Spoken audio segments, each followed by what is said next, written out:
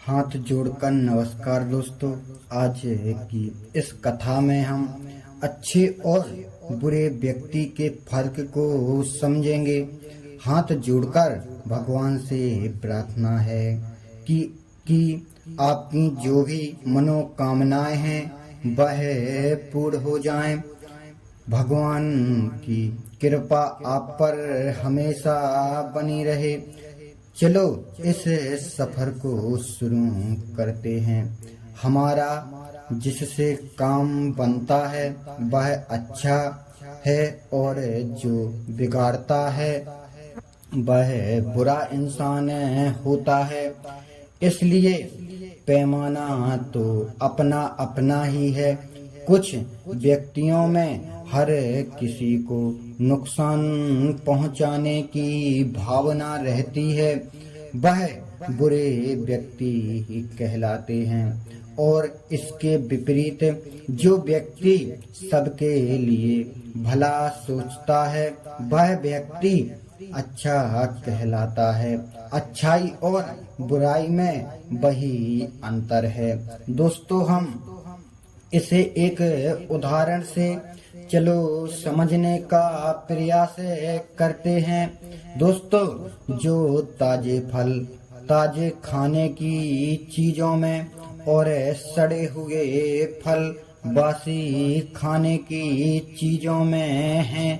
ताजे फल या भोजन की खुशबू लोगों को आकर्षित करती है, जबकि सड़े हुए या फल या भोजन देखे कर लोग घृणा से मुंह सिकोड़ लेते हैं।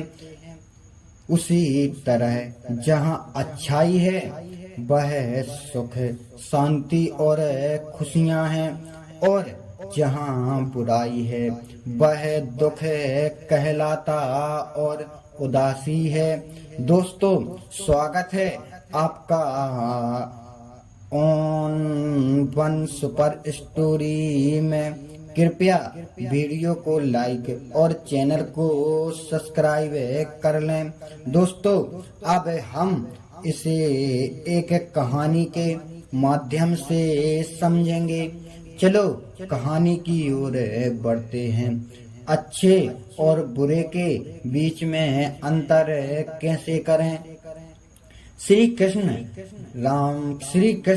ने अच्छे और बुरे की पहेली को हल करने के लिए इस कहानी के माध्यम से अद्भुत उपाय सुझाया है।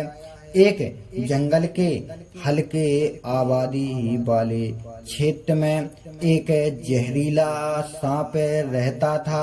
वह अत्यंत जहरीला था और वह किसी के भी द्वारा थोड़े से भी छेड़छाड़ करने पर उस व्यक्ति पर हमला कर देता था, जिसका परिणाम में उस व्यक्ति की मौत हो जाती थी। एक दिन एक ब्रह्मचारी उस रास्ते से गुजर रहा था जब उस पवित्र व्यक्ति पर सांप हमला करने वाला था। उस ब्रह्मचारी ने एक मंत्र पढ़ा और तुरंत वह सांप शांत हो गया। तब उसी ब्रह्मचारी ने सांप से कहा कि उसे अपना यह हानिकारक स्वभाव त्याग देना चाहिए। उसने सांप का एक मंत्र के द्वारा सूत्रपात किया और उससे कहा कि इस मंत्र का निरंतर जाप करें। मंत्र संस्कार के बाद सांप के जीवन जीने का तरीका पूरी तरह से बदल गया और वह केवल घास और फल खाकर रहने लगा। अब वह किसी को हानि नहीं पहुंचाता था। एक बार उस क्षेत्र का एक लड़का उस सांप के करीब गया और यह देखकर उसे बहुत आश्चर्य हुआ कि सांप ने गुस्से से कोई प्रतिक्रिया नहीं दी। उसने उसे पूंछे से पकड़ कर उठाया और जमीन पर पटका और उसे मृत समझकर वहीं छोड़कर भाग गया। सांप बुरी तरह से घायल हुआ लेकिन मरा नहीं। धीरे धीरे वो अपने बिल में चला गया और फिर केवल रात्रि के समय ही बाहर निकलने लगा। कुछ महीनों बाद वह ब्रह्मचारी पुनः उस स्थान पर आया और उस सांप के बारे में उसने मालूम किया। उसने सांप को जोर जोर से बुलाना शुरू किया और काफी मुश्किल के बाद वह बाहर आया। उसकी हालत देखकर ब्रह्मचारी ने उससे पूछा कि उसके साथ क्या हुआ।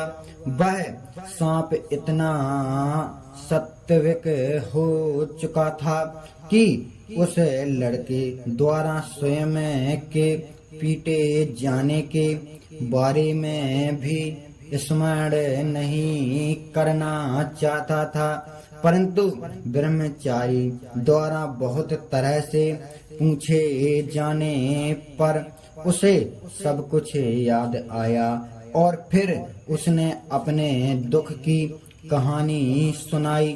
तब उस ब्रह्मचारी ने उस सांप को यह कहते हुए धिक्कारा कि मैंने तुम्हें लोगों को हानि पहुंचाने से मना किया था, जिसका अर्थ था कि तुम किसी को भी नहीं काटोगे, लेकिन मैंने तुम्हें इस बात से वंचित नहीं किया था कि तुम स्वयं की रक्षा के लिए किसी को ना डसो। कुछ लोगों का मानना होता है कि अच्छा बुरा सही गलत ये सब हम स्वयं तक करते हैं, लेकिन हमारे विचार अलग हैं। अच्छा और बुरा इसके मानदंड हर व्यक्ति के दृष्टिकोण और परिस्थितियों के अनुसार अलग अलग हो सकते हैं, परंतु कुछ मानदंड ऐसे हैं जो सदैव लागू होते हैं और सब पर लागू होते हैं। चोरी करना गलत है, परंतु यदि किसी ने 100 छोटे बच्चों की जान बचाई हो और वो भी किसी बेईमान के वह चोरी करके, तो यहाँ पर आप उसे गलत नहीं कह पाएंगे। ऐसे ढेरों उदाहरण हैं जहाँ पर परिस्थितियों के अनुसार आचरण को आंका जाता है। मेरे अनुसार अच्छा वह है जो ईश्वर की बनाई हुई इस सुंदर सी दुनिया में कुछ सुंदर जोड़ दे और इसे कुरूप ना बनाए।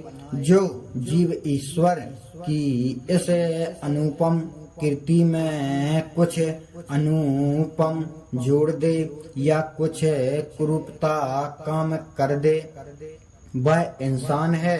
और जो व्यक्ति इस अद्भुत विश्व से सुंदरता मिटाए और इसे कुरूप बनाए, वह बुरा इंसान है। इसी के साथ हमारी कहानी समाप्त होती है। जो भी गलतियां हुई हो उन्हें क्षमा करें। आपको अच्छे और बुरे व्यक्ति में अंतर का अनुभव हो चुका होगा, यह आशा करते हैं। जय जय श्री राम।